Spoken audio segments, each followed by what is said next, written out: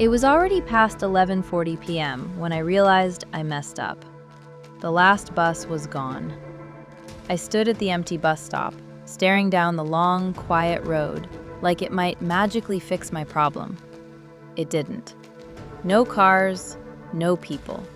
Just that weird silence that only shows up late at night. You know the kind, where even your own footsteps sound too loud. I checked my phone. 3%. Perfect, I muttered. Just perfect. Home was too far to walk, and there was no way I was calling anyone at this hour. Then I heard it. A car engine. Slow. Low.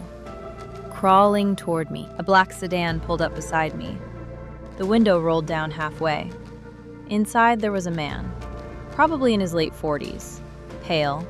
No expression. "You need a ride?" he asked. His voice was off, flat, like he didn't really care what the answer was. I hesitated. Every warning I'd ever heard about strangers flashed in my head. But then I looked around. Empty road, dead silence, no other options. "Yeah," I said slowly. "If you're heading toward Maple Street." He nodded. "Get in." That was it. No questions, no small talk, just 2 words. I should have walked away. The moment I got in, something felt off. Not scary, not yet, just wrong. The inside of the car was freezing, like way colder than it should be. I rubbed my hands together. "A C's kinda strong," I said, trying to sound casual. No response. The driver just kept staring straight ahead. I glanced at the dashboard. No music, no radio, nothing. Just silence. And then I noticed something weird. The speedometer was moving, but I couldn't feel the car speeding up. We had been driving for what felt like 10 minutes, then 15, then maybe 20. But something wasn't adding up. We should have reached the main turn by now.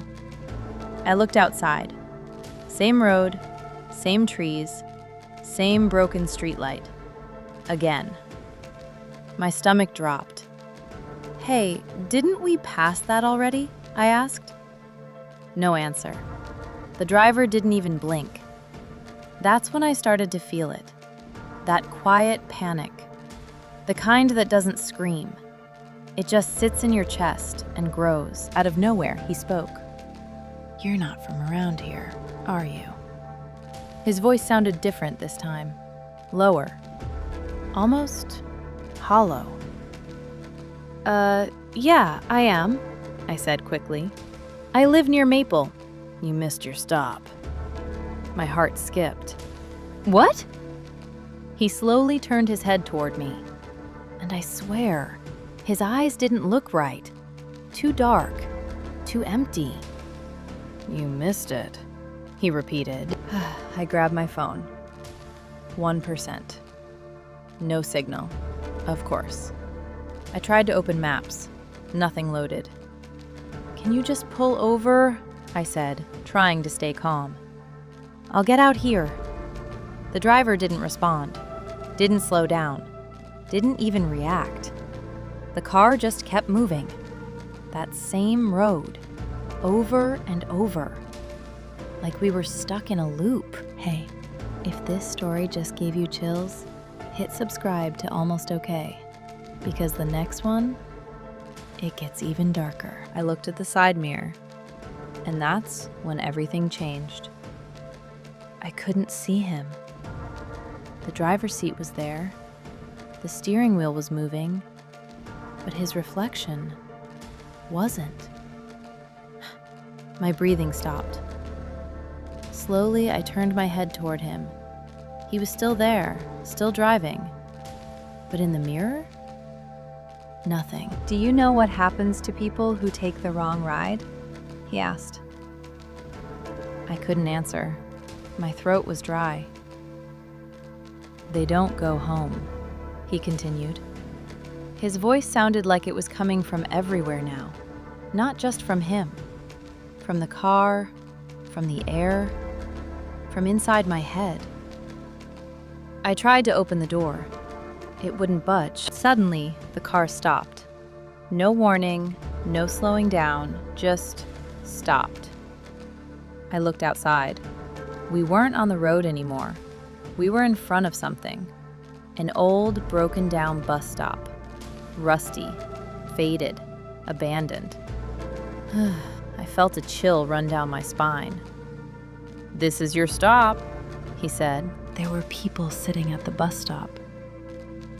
At least, I think they were people.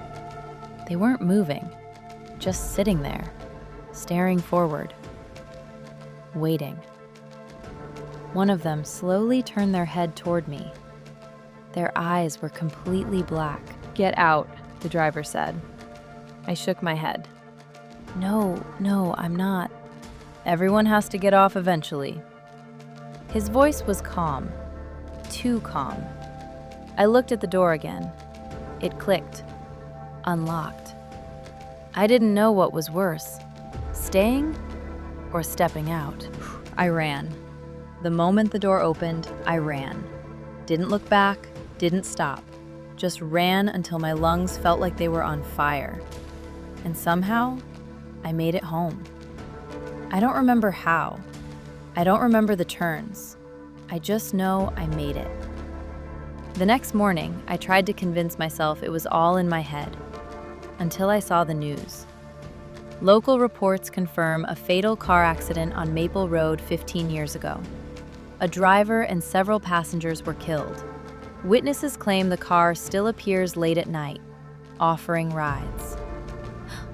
I dropped my phone, my hands shaking, because I remembered something I didn't notice before.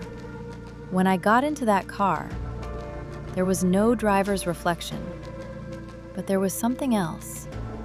In the back seat, someone sitting behind me, watching. And the worst part?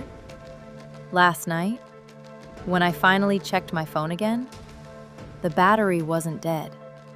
It still showed 1%. Like the ride never really ended. Some rides don't end when you get home. So if you ever find yourself alone at night, be careful who you trust. Because the next story might not be just a story. If you felt that, hit subscribe to Almost Okay. Because here, we don't just tell stories, we make you feel them. And remember, if a car stops for you late at night, maybe don't get in.